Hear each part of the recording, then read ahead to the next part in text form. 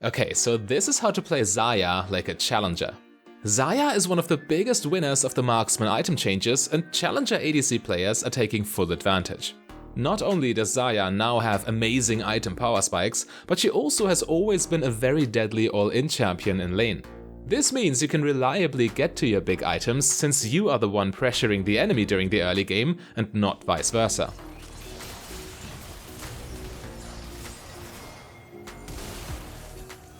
The Xayah player we are analyzing in this video is none other than the Korean pro player Stitch, who has also consistently been hitting Challenger Elo in solo queue since Season 7. But before we continue to carefully examine his every move, let's first have a quick look at the exact runes and items Challenger Xayah players are using for optimal results. The rune page is Lethal Tempo, Presence of Mind, Legend Bloodline, and either Cutdown versus tanks or Coup de Grace versus squishy compositions. Your secondary runes are always Magical Footwear and Biscuit Delivery. Lethal Tempo is the go-to keystone for crit marksmen these days, and Xayah is no exception.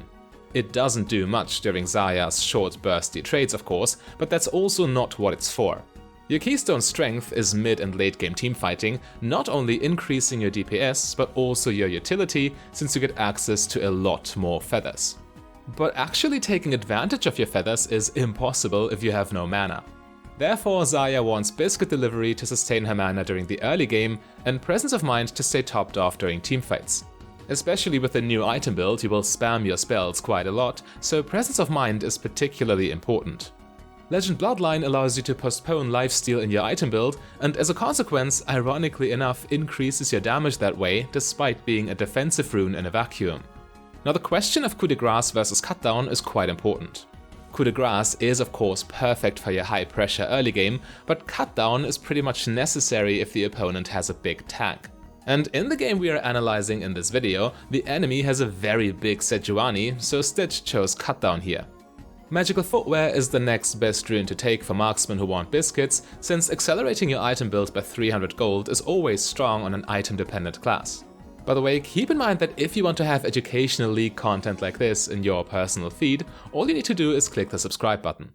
As I've said, Xayah is one of the biggest beneficiaries of the crit item changes, setting her up for a super streamlined build path. Your first item is your mythic, and Challenger players are kind of split between Kraken Slayer and Gale Force.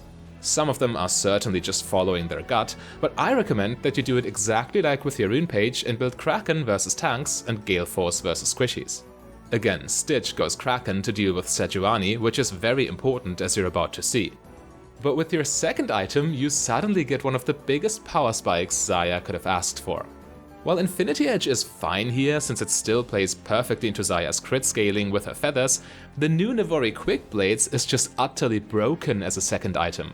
You get a little less raw attack damage than with IE, but in return you get insane damage scalings on your Blade Caller. However, the fact you now also get to perma-spam your spells while auto-attacking allows you to get more feathers out than ever before, while also being able to pull them with your E much more consistently. This boosts your AoE damage to ridiculous levels. Historically, Crit Xayah has had a huge power trough in the mid-game that made her quite punishable, but with this new item path, this is no more. Instead, you are an absolute monster. Stitch is actually one-shotting his opponents with this item, so be prepared. Anyway, now that you already have all the damage in the world, you buy Phantom Dancer to make it more difficult for the enemy to avoid your damage. This item has also always been strong with Lethal Tempo, since you can stack it more quickly with attack speed and stay in range with the bonus move speed to keep attacking. But now we also have the added synergy with Quick Blades to take advantage of, since more attack speed also translates to more uptime on your W and your E, both of which are nasty fighting tools. Getting 2 or 3 massive Blade Callers off in a single teamfight is commonplace at this point. Next, you need a Last Whisper item, since even non-tanky champions get tons of armor just by leveling up. You choose between Lord Doms and Mortar Reminder, depending on whether the Giant Slayer passive or the healing reduction would be more valuable in your game. Your most consistent last item is Bloodthirster, but matchup-specific solutions like Guardian Angel or Mercurial Scimitar are also viable, of course. Anyway, let's continue with the analysis so you can see exactly how it's done. Again, Stitch tries to take full advantage of Xayah's early power, and you should too if you want to win, but this playstyle doesn't come without its risks. You are of course attracting the enemy jungler by doing this, and even the best Xayah players on the planet do end up getting punished occasionally. However, you shouldn't let setbacks like this fluster you. Just stick to your game plan and pressure your opponents as much as possible. Of course, you cannot do this blindly, so always set up enough vision to make it as difficult as you can for the enemy jungler to camp you. But staying aggressive and actually using your early power is crucial so you can create opportunities for all-ins.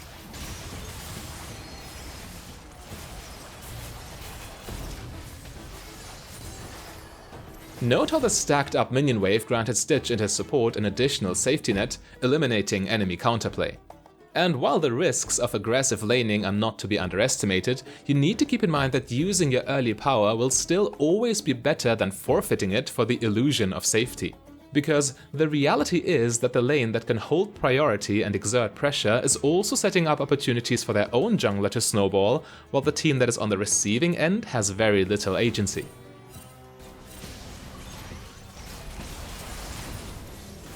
Challenger Xayah players always play the lane as aggressively as possible, and you should too.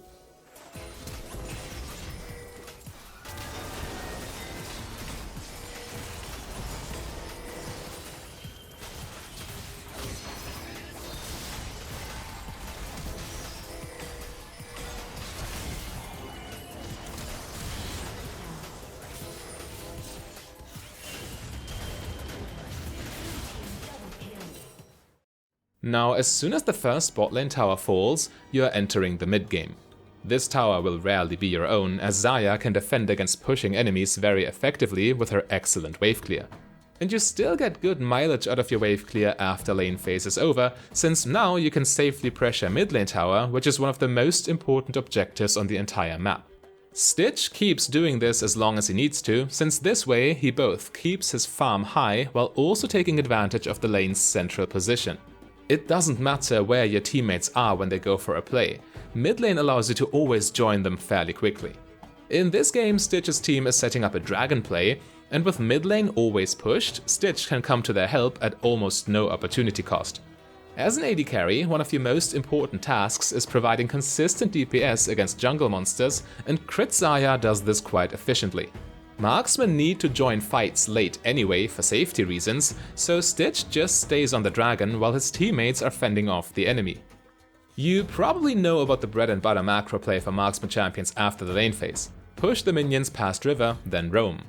Xayah does this exceptionally well, since she not only got the wave clear, but also the safety from her defensive spells. In some games you even have the extra safety from Gale Force, but look at this massive Sejuani.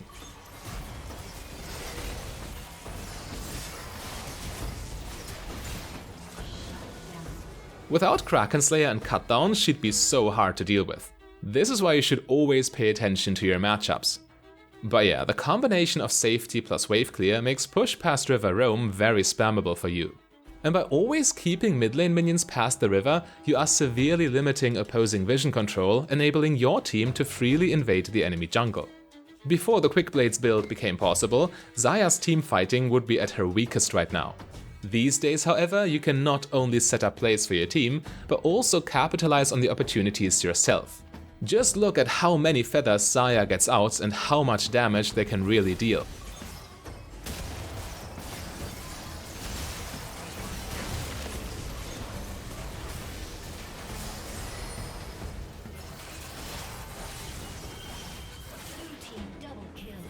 Yeah, Thresh actually got one-shot by Xayah's E, and she was able to use her E 3 times in that fight, all thanks to Quick Blades.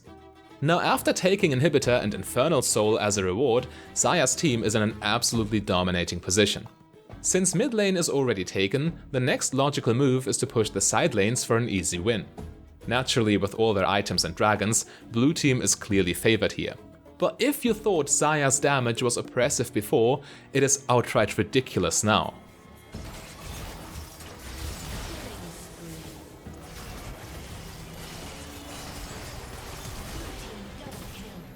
Stitch effectively one-shots a full tank. Since the enemy cannot fight back anymore, and Xayah is correctly taking the free side lane towers instead of wasting time mid lane, the game is effectively over. But in order to get to that point, the most crucial thing, especially for Xayah, is to play a clean lane phase and avoid common pitfalls. Therefore, I recommend that you quickly refresh your knowledge before you take Xayah to ranked. And for a full lane phase guide showing you everything you need to know, you can simply click the link on your screen right there.